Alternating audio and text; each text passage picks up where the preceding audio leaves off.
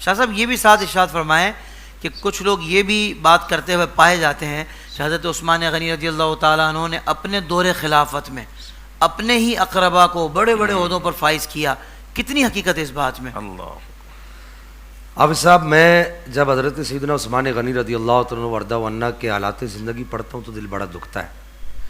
حضرت عثمان غنی نہ صرف اپنی شہادت کے اعتبار سے مظلوم ہے بلکہ حضرت عثمان غنی رضی اللہ تعالیٰ وردہ عنہ نے جو زندگی گزاری وہ بھی آپ نے بڑی مظلومیت کی گزاری. اللہ. اور جتنے اعتراضات حضرت عثمان غنی رضی اللہ تعالیٰ وردہ عنہ پر گھڑے گئے, یہ لفظ ذہن میں رکھیے گا, گھڑے گئے, کیے گئے نہیں, گھڑے گئے, اتنے اعتراضات کسی بھی صحابی پر نہیں کیے گئے.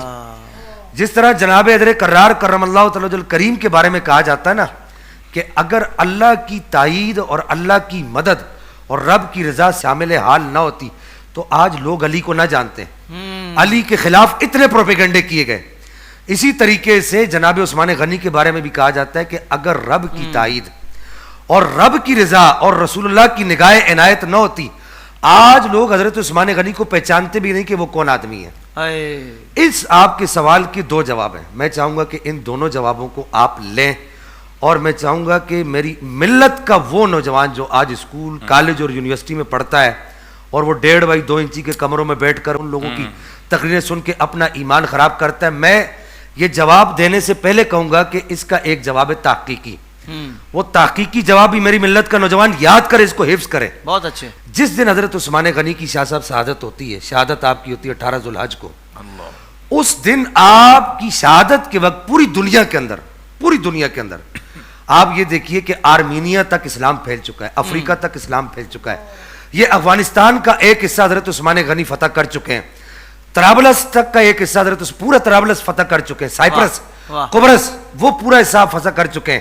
افریقہ میں آپ کی فوج کے اندر حضرت امام حسن امام حسین آپ کی فوج کے سپاہی بن کے لڑنے کے لیے جا رہے ہیں. اللہ. یعنی حضرت عثمان غنی ایسے آرام سے بیٹھے نہیں. حضرت عمر فاروق نے جو ماحول بنا کے دیا تھا اس ماحول کو آپ نے بس ٹھیک ہے جی اب تو بس بہت بڑا علاقہ آ گیا, ایسا نہیں کیا آپ نے, بلکہ آپ نے سب سے پہلی بیری فوج تیار کی اور روم کا وہ جو ساحلی علاقہ تھا وہ بھی آپ نے فتح کیا جی, اور اس کے ساتھ ساتھ مصر کا جو ساحلی علاقہ تھا وہ بھی آپ نے فتح کیا, اور ایسا فتح کیا کہ اس کے بعد رومیوں کو سر اٹھانے کی ہمت نہیں ہوئی, اور بھیجا کس کو وہاں پر فتح کرنے کے لیے؟ حضرت امیر معاویہ کو. اور حضرت امیر معاویہ نے کہا کہ میں اپنی ذمہ داری سے لے کر جا رہا ہوں فوج کو, اگر کچھ بھی ہوا تو میں ذمہ دار ہوں. حضرت عثمان غنی رضی اللہ تعالیٰ نے ارشاد فرمایا ٹھیک ہے لے جاؤ. تو جو بات میں عرض کر رہا تھا, جس دن حضرت عثمان غنی کی شہادت ہوتی ہے اس دن آپ کے اس پورے اتنے بڑے ایریا کے اندر آپ کے جو عمال ہیں یعنی جو آپ کے مقرر کردہ گورنر ہیں جی, ان کی تعداد ہے 17. صحیح, بڑی توجہ سے سنیے گا اس بات کو.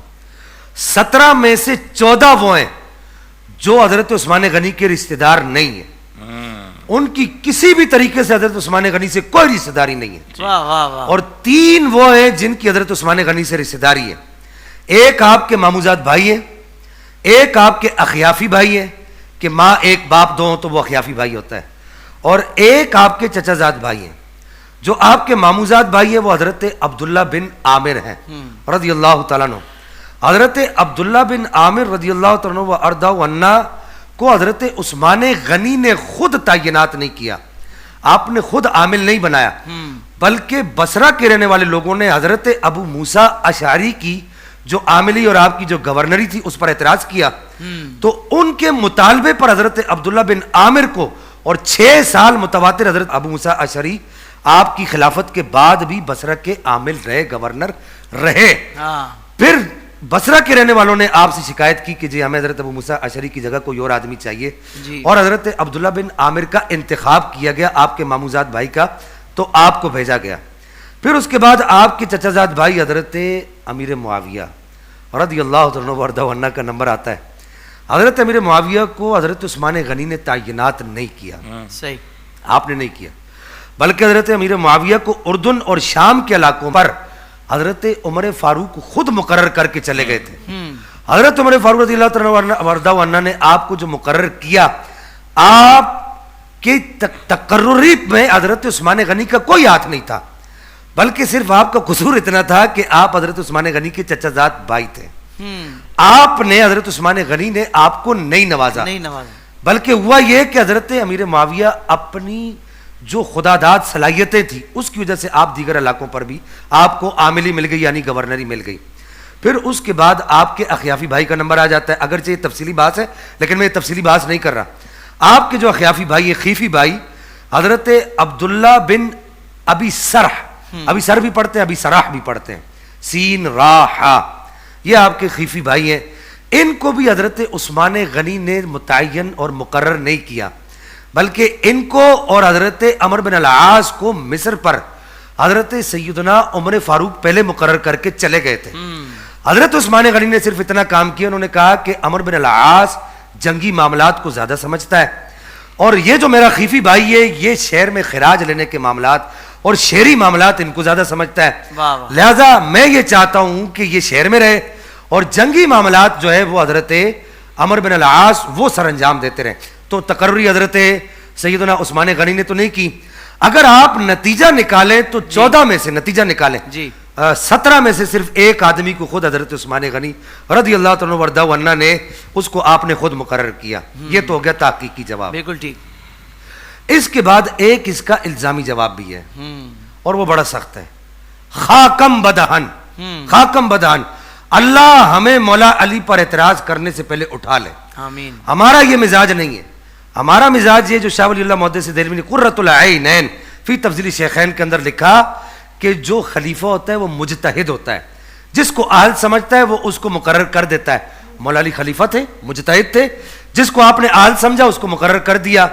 میں اب یہ الزامی جواب دینے کے لیے عرض کر رہا ہوں کہ حضرت مولا کا اگر یہ اعتراض ہے، اگر یہ اعتراض بنتے کہ جی آپ نے اقربا پروری کی، تو آپ نے تو صرف اپنے 3 رشتہ داروں کو، اگرچہ وہ بھی کامل طور پر نہیں کیا، آپ نے مقرر کیا. جناب حیدر کرار نے اپنے 5 رشتہ داروں کو مقرر کیا.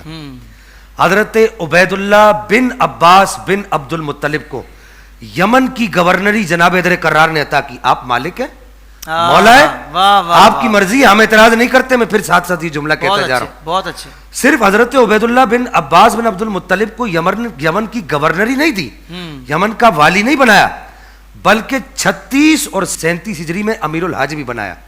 اور آپ جانتے ہیں حافظ صاحب اور علامہ صاحب، آپ بھی جانتے ہیں امیر الحج وہ ہوتا ہے جو اس وقت سلطان ہوتا ہے، اس وقت کا بادشاہ ہوتا ہے، اس علاقے کے اندر بادشاہ ہوتا ہے. سلطان کے یعنی خلیفہ کے فرائض وہ سر انجام دے رہا ہوتا ہے. پھر اس کے بعد حضرت قسم بن عباس بن عبد المطلب، قسم قاف سا میم، ان کو حضرت سیدنا مولا کائنات مولا علی کرم اللہ تعالی الکریم نے مکہ اور طائف کا گورنر بنایا.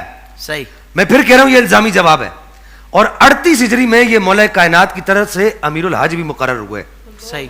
اور پھر اس کے بعد حضرت سیدنا تمام بن عباس بن عبد المطلب، جن کو سمامہ بن عباس بن عبد المطلب بھی بعض روایات میں ان کا نام ایک یہ بھی ہے، ان کو حضرت مولا کائنات نے بدری صحابی کو ہٹا کے، بدری صحابی کو ہٹا کے، بدری صحابی بہت بڑا ہوتا ہے جی، حضرت سہل بن حنیف جو بخاری کی روایتوں کا راوی بھی ہے، اور صحابہ ان سے مسئلے پوچھا کرتے تھے، بدر کی جنگ کے حالات پوچھا کرتے تھے، جنگ جمل اور صفین کے حالات بھی ان سے پوچھا کرتے تھے. ان کو ہٹا کے جناب حیدر کرار نے حضرت تمام بن عباس بن عبد المطلب کو مدینہ کا گورنر بنایا. صحیح. پھر اس کے بعد آ جائیے حضرت عبداللہ بن عباس بن عبد المطلب، ان کو حضرت عبید اللہ بن عباس بن عبد المطلب کے بعد مکہ کا گورنر بنایا. پھر اس کے بعد حضرت معبد بن عباس بن عبد المطلب. میں پھر کہہ رہا ہوں یہ الزامی جواب ہے، نہ تم تانے ہمیں دیتے، نہ فریاد ہم یوں کرتے، نہ کھلتے راز سر بستہ. بات سمجھ رہے ہیں آپ؟ اللہ. حضرت معبد بن عباس بن عبد المطلب کو جناب حیدر کرار کرم اللہ تعالی وجہ الکریم نے بصرہ کا، مصر کا گورنر بنایا.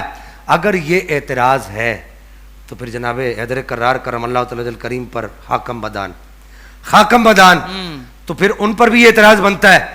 جس طرح ہمارے علماء نے یہ مسئلہ حل کیا، یہ ساری بات لکھنے کے بعد مسئلہ حل کیا، کہا جس طرح ہم جناب حیدر کرار پر یہ 6 فٹ کی لمبی زبان نہیں کھول سکتے، اس طرح ہم عثمان غنی پر بھی اس اعتبار سے لمبی زبان نہیں کھول سکتے. بہت اچھے شاہ صاحب، سبحان اللہ سبحان اللہ.